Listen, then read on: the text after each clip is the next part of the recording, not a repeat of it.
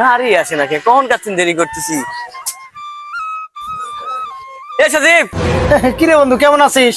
হ্যাঁ বন্ধু ভালো আছি। তুই এক কাম করে, আজকে তোর গাড়ি চালানোর বানানোর কাম নাই। আজকে আমাদের স্কুলে বিদায় অনুষ্ঠান।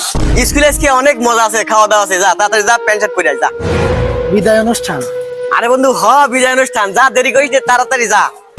বন্ধু রে, বড় একটা ভুল করে ফেলাইছি। কি হয়েছে? বন্ধু রে, বাপ মার কথা না শুনে বিরাট একটা ভুল করে ফেলাইছি। আমারও মনে চায় যে বিদায় অনুষ্ঠানে যাই, মজা মাস্তি করি, কিন্তু দেখ 1 লাখ টাকা লোন তুলে এই গাড়ি কিনে বাইরে দিছে। আব্বা কি কইলো জানিস? কি কইছে? এই গাড়ি বাবদে একটা টাকা দিবিলাই, মাসে 5,000 টাকা কিস্তি। এই মাসে আমার কাছে মাত্র 1500 টাকা আছে, আরো গুছাল লাগবে। আমার মাথায় খুব টেনশন বন্ধু রে, আমি আর কি করবো বুঝে উঠতে পারতেছি। বন্ধু, তোকে আমি তখন কতবার করে কইছিলাম চল স্কুলে যাই, চল স্কুলে যাই, তুই তো শুনলি না। তুই তখন কলি কি আমার স্কুলে গাড়ি চালানি ভালো। শোন বন্ধু, স্কুল জীবন যে কত আনন্দময় জীবন, এটা আমরা সময় থাকতে গেলে বুঝিনি। এখন বোঝ বাস্তবতা কি জিনিস। এই দুলারে যাবে, এমার্জেন্সি যাবো, 100 টাকা ভাড়া দেবো না, চল। আরে জীবন, স্কুল জীবনে আমার মতন ভুল দিন কেউ দিন না করে, আমি তার ওই জীবনে ফিরে যাই পারতেছি না বন্ধুরে, কি করবো ক? ধ্যাৎ, তুই যাবি না, আমি আরেক গাড়ি যাবো, আমার তাড়াতাড়ি যা লাগবে। না আমি যাচ্ছি ভাই। ল ল